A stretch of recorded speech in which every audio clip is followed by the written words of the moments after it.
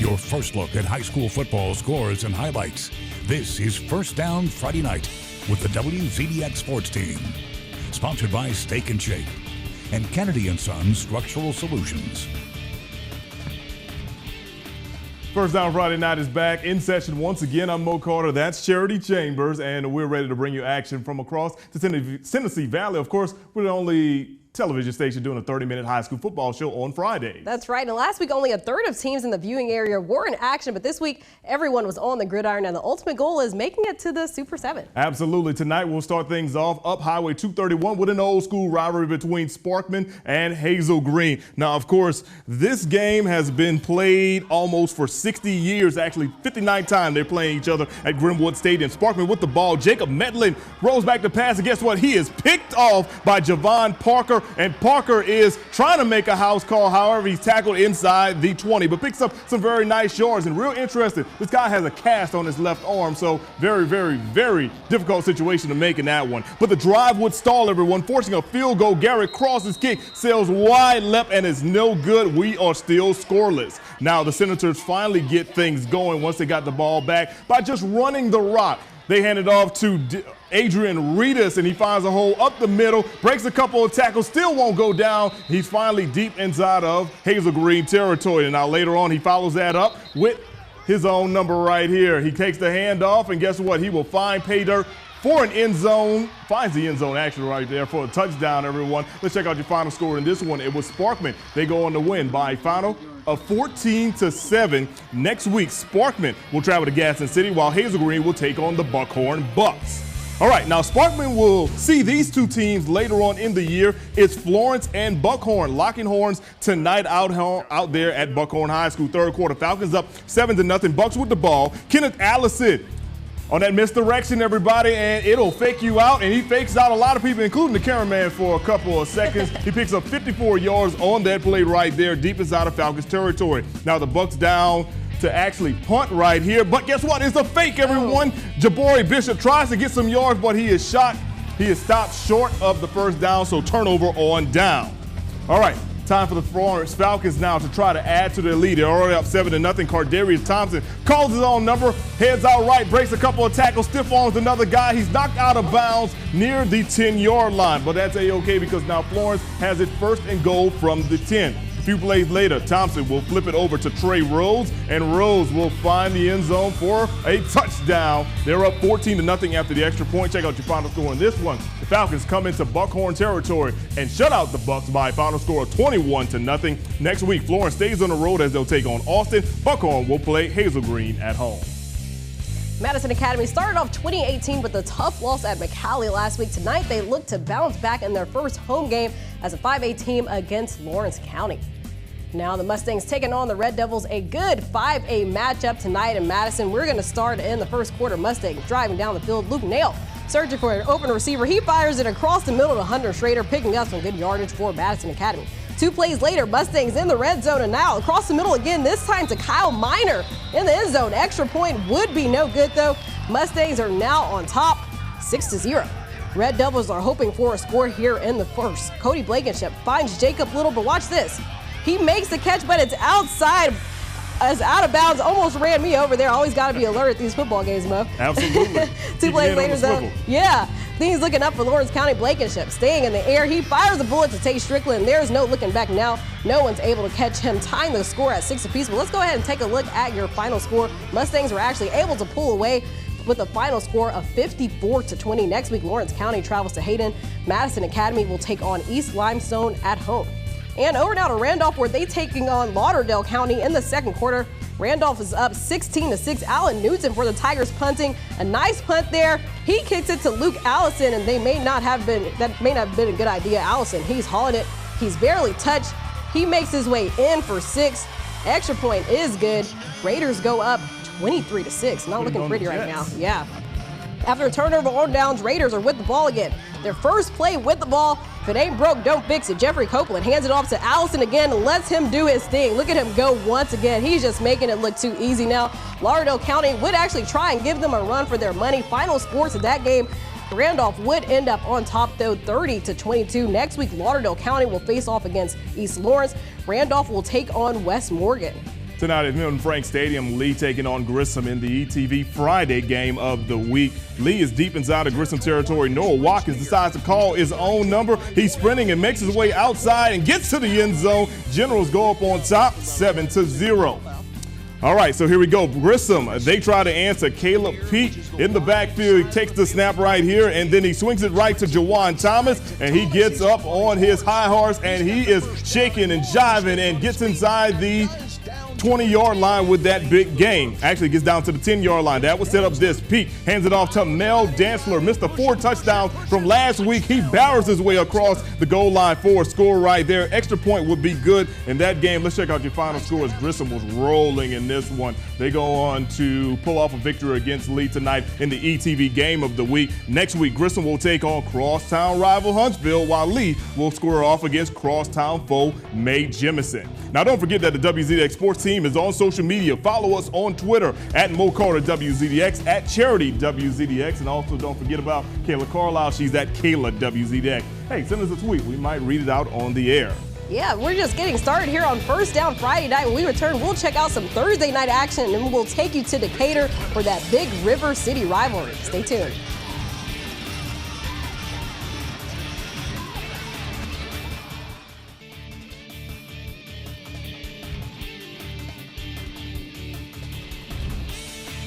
Hey, welcome back to the First Down Friday night. It's now time for our Spirit of the Week. It was brought to you by the great people at Steak and Shake. And as you see, we continue to have so many decorations and so much good food from them. Matter of fact, I'm going to take me a quick bite to eat. I'm trying to watch my weight, so I'll let you do the eating. Look, I'm hungry tonight, everybody. Yeah, it was a long night running all around. Let's tell you about our Spirit of the Week. Congratulations goes out to the Buckhorn Bucks Marching Band. Of course, Buckhorn, they've been having a great field show. I actually got a chance to check this field show out tonight. This year's field show features a mix of old school and new school. With the old school, it's none other than the late, great Michael Jackson. As you notice, everybody's got one glove on their right hand. That. One of their, exactly, one of the best things they had going on, they had the Remember the Time video. So congratulations to the Buckhorn Bucks Marching Band for being this week's Spirit of the Week. Jared, I'm swinging back over to you. All right, there's nothing like a good rivalry matchup on the gridiron. We got a dose of that last night as East Limestone took on West Limestone at home. Last year, East Limestone narrowly took home the win, 21-19, but West Limestone leads the series 24-22, and fans packed the house on this one. First quarter, Andrew Paris for the Indians looking for an open receiver. He throws it up to C.J. Yarborough. He makes the catch, but what would have been a touchdown was called back due to holding. Not to worry, though, because the very next play, Paris hands it off to Derek Davis. He finds the hole, has some nice blocking to help him out. He hits the sideline. He's gone. This time, that one would count for 7. No penalties on that play. Indians go up 7-0. East Limestone back on offense again, and they're sticking to the run game. Paris hands it off to Colin Swart this time, and he goes right for cutting back inside. He finds Pater. Extra point would be good, 14-0. Indians, they are just making it look easy now. Paris decides to go in the air this time. He launches one deep to Ashton Lockett, and he's just going to run it in for the easy score. Let's take a look at that final score. East Limestone shows no mercy on the Wildcats. They go on to cruise to an easy 34-33 win. East Limestone will travel to Madison Academy to face the Mustangs. West Limestone has a bye week. Nothing like beating your arch rival in a big-time matchup by a big-time score. Yes, you gotta love games like that. And ETV had 2 games this week. Last night it was Mae Jamison versus Huntsville. This was a good one, too. It really was. We're going to start off in the first quarter. Panthers, they get on the board first when Jackson Glover rolls to the right. He finds Landon Coleman in the end zone for the score, 7-0 Panthers.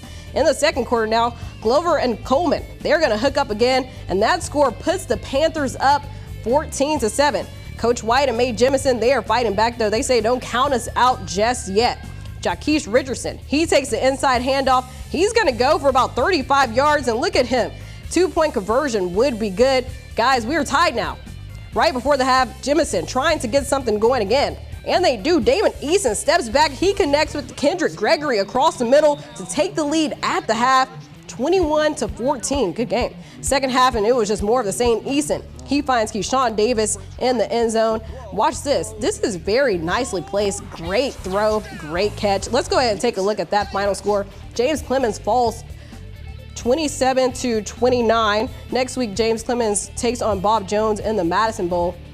Mo, looks like you were going to say something there. Yeah, it looks like you jumped the script just a little bit. Mae Jamison wins this game 29-27. But yes, James Clemens will play in the Madison Bowl next week. As a matter of fact, James Clemens is coming your way right now. They were taking on Clay-Chalkville last night in a big-time matchup. Of course, you may recall they got rocked last week against Thompson. But the Jets would strike first. Jamil Muhammad to Austin McGee for the 6-yard score. Jets take a 7-0 lead. But Clay-Chalkville, they're one of those Alabama powers that you hear about for a long, long time, and they strike back in the red zone. Willie Miller throws it up to Logan Pruitt, coming down with a very, very nice catch right there. Game tied at 7 apiece. Now, we're still in the first. Cougars with the ball once again, and it's Miller time. Miller calling his own number, and number 6 is going for 6. Yes, he is gone, everyone. Touchdown right there for Clay-Chalkville. 70 yards, 14-7, Clay-Chalkville on top. Now, late in the first, the Jets on the move again. Jamil Muhammad, the Vanderbilt commit, won't be denied the end zone for the score. He ties the ball game at 14 apiece. But right after that, Clay-Chalkville comes back. They will hand it off to big DJ Dale. Look at number 5. This dude is playing running back. Looks like he should be a defensive lineman. He will not be denied the end zone on this one. 21-14 at this point. Let's check out your final score. James Clemens falls in a very close one by a final score of 31-24. As we mentioned, James Clemens takes on Bob Jones in the Madison Bowl next week. That's always a huge game right here in the Tennessee Valley. We've got more WZDX First Down Friday night coming your way, including that big one from Austin and Decatur. Stay with us. We'll be right back. Now back to the action on First Down Friday night. Welcome back. Crosstown foes Decatur and Austin have been playing against each other since the 1960s, but every battle had taken place at Oval Stadium, which is on Decatur High's campus. But that all changed tonight as Austin debuted is brand new home stadium, which is a part of their brand new campus. Yeah, our very own Kayla Carlisle was out there now. She brings us more from their new campus. That's right, guys. Austin played their first home game in their brand new stadium, and hey, why not play against one of your biggest rivals? Well, I'll tell you exactly why. It adds a lot of pressure to the team. But these guys showed that a little rivalry wasn't going to burst their new stadium's bubble. We're diving right into the second quarter. Austin with the ball. Cullen Hubbard throws a cannon to Jaden Grissom, who runs it straight in for a Black Bears TD. They get on the board 10-7. Decatur with the ball now. Trenton Dupper feeling the pressure, but it's Devron Carroll who makes the catch. Black Bears ball now. We're 4th and 7 in the second. Hubbard looking for his guys. He goes for the pass, and James Shackelford with the incredible downfield catch. That's a first down, Black Bears. We're 1st and goal for Austin. Redrick Stewart takes the snap and runs it right into the end zone. No problem at all. The Black Bears go up 28-17. Here is your final score for Decatur at Austin. Next week, Austin will be hosting the Florence Eagles, while Decatur will be hosting Coleman. But moving on now to Hatton at West Morgan County. This game was full of defense from the start. First quarter and first possession for West Morgan. Glavin Cigars ready for the snap, but drops the ball. It's a fumble, and it looks like Zach Logston with the Hornets snatches the ball right up. Hornets gain possession. Still first quarter, 3rd and 10 for the Hornets now. But check out the Rebels' John Phillips, who's going to stop Jackson Mitchell while he's sitting down. The Hornets go for the punt, but it looks like it's game over for the Rebels. And West Morgan ended up falling to Hatton. It looks like that defense just couldn't keep it going throughout the game. Next week, they'll be hosting Randolph at home, and then Hatton will be hosting Red Bay. But guys, I want to know, what did you think about the Decatur-Austin game? I mean, it was a good one. You're absolutely right, Kayla. That game was great. 60-45. I mean, they were playing basketball out there on the turf. Yeah, it sounded like it. And, I mean, fans packed out the stadium from what I saw. Crazy. Absolutely. Of course, you know, they knew they were going to have such a big game, especially brand new stadium, brand new turf, crosstown foes that are separated maybe by 5 miles at the most. These kids have grown up together, been trash talking against each other for a long time, waiting for a night like this. Yeah, honestly, I feel like it doesn't get any better than that. Football, rivalry football, like, this is what I live for, honestly. Do you remember your high school's biggest rival? Well, no, because we suck. Everyone beat us. What about you? Yeah, I remember our biggest rivals. We had a public school rival, that was Donaldsonville, which is like basically where my dad and stuff grew up at. Then we had a private school rival, Edie White Catholic, primarily because we didn't have a private high school in our parish. So a lot of the kids I actually went to private school with in elementary went to that school. Gotcha. Yeah, so a lot of your friends. I played against a lot of my friends, but hey, I got the last laugh. We beat them 20-17 in week 3 of 2003. Yeah, due to reclassification, Westminster Christian and Madison County are no longer region foes. Tonight, they met on the gridiron in Gurley. Both teams looking to get off to a good start this year. We'll take you out there to all the action in Tiger Country at Tiger Stadium. All right, and there's the Tigers running out for this one. Now, early on, Ian Theus, he finds his man right there out in the flats. That is Jackson Billings. He picks up a big game, but he does not hold on to the ball. He fumbles it, so hey, the Tigers will take over, and they just do that by doing this. Austin Mills actually catches the high snap because the quarterback was not paying attention on this one, and he is able to pick up some good yards. Actually, that was Kwame Gamble that came up with the big gain. Austin Mills, the quarterback. Next play, though, Mills goes up top, finds Emmanuel Fletcher in the end zone for a touchdown. Very, very amazing touchdown there, as the celebration, though, is short-lived as the kick is no good, but the cheerleaders not losing any hope. Second quarter now. Here come the Wildcats. Big John Hayes with the ball. He misses 2 tackles before coming down. And actually, I'm ahead of myself on this one. That was the missed extra point there. Now, here we go. It's Westminster Christian. Big John Hayes. He makes 2 defenders miss, 1 more, and then Ian Theus will actually throw a block for him down the field. Eventually, they get themselves inside the red zone, and here comes that scoring play right there into your living room for a touchdown. That's Ian Theus right there. 8-6 the score was at that time. Let's check out your final score on this one, as it was Westminster Christian that comes up and rolls with a victory over Madison County. Yes. All right, let's tell you about some other scores from around the area. Tanner and Clemens, last updated score we got for them was 13-6, and we'll see if we can get you a final score for that one. And now, next week, we will announce our first MVP of the week. Yes, each week we will highlight one of the best performances from a Tennessee Valley player, and we want to hear from you who you think should be honored. All right, so here's the criteria. Basically, you can shoot us an email at news@rocketcitynow.com. We need the player's name, the player's school, and the most important thing, Charity, the stats from that game. Please, we know they're a great person. We know they're a great person in the community. However, we need those stats from the game, and of course, the winner will be announced next Wednesday on WZDX, and then we'll announce it again right here on First Down Friday night. Hey, there's more to come right here on WZDX First Down Friday night. We got a few more highlights coming your way, and we'll also tell you about what's coming up this weekend. Stay with us. We'll be right back. Hey, welcome back, everyone. We're in the final stretch of First Down Friday night. Hey, if you're still hungry and you want something else to eat besides Steak and Shake, head over to our friends at Jimmy John's. Matt Crisser and his crew are staying up very late to fill your sub needs. Absolutely. Let's fulfill your needs with some more high school football. You had tonight out there in Albertville, you had Columbia taking on Albertville, thanks to way of Aggie Vision. Now, of course, time winding down for Aggieville. They hand it off to Jacob Dendy. He brings it in for a score, 7-0. The Aggies on top. Now, let's go to the second quarter. Now, Albertville once again with the ball. Benjamin Allen turns fake with the play action. He looks to the end zone, but oh no, he couldn't come down with the catch. That would have been a touchdown on that drive, so Albertville would have to go on and kick a field goal, and that puts them up 10-0. Let's check out your final score on this one. It was all Aggies tonight. They blanked Columbia by a final score of 33-0. Elkmont taking on Ardmore. Fans packed the house for this one with just 32 seconds to go in the first quarter. Ardmore is up 7-0 over Elkmont, and the Tigers have the ball again. Philip Lake takes the handoff. He runs his way into the end zone for a 12-yard touchdown. And on the kickoff, Saul Rodriguez kicks it off to Houston Allen. And watch this. Allen, he fumbles it. The ball will be recovered by Tigers' Nathan Rayer, but Elkmont's defense would hold Ardmore to just a field goal. This was a 42-yard kick, Mo, by Rodriguez. Not bad. Amazing. What a leg this kid has up, and it's good. And Ardmore is with the ball again. They're sticking to the run game, and of course, it's Philip Lay again. Look at him rumbling his way into the end zone for a 30-yard score, this time putting Ardmore up 24-0. And let's go ahead and take a look at your final score. Ardmore would go on to win that game. All right, congratulations to them on that one. All right, we told you we were going to have an update on that Tanner and Clements score, and here it is. Clements beats Tanner by a final score of 32-6. We can give you some other scores as well. This game is actually still in progress. Athens right now leading Gardendale. Just found out it's now 29-20 late in the fourth quarter. Golden Eagles trying to hold on to that one. Another game to tell you about, Boaz beats Gunnersville.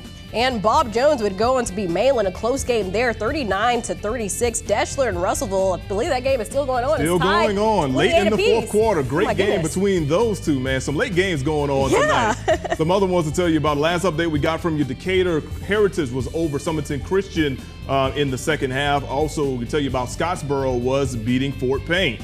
Yes, and also next, Hartselle, the final score of that, they would win over Brooks 38-14. St. John Paul whooped East Lawrence 51-0. That is 3 wins in a row for St. John Paul. Congratulations to the Falcons on that one. Other scores to tell you about: Cobra County all over Cherokee, while North Jackson was all over Plainview.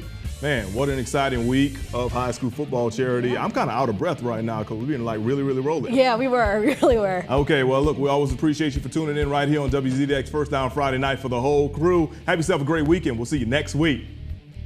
You've been watching First Down Friday night, sponsored by Steak and Shake and Kennedy & Sons Structural Solutions.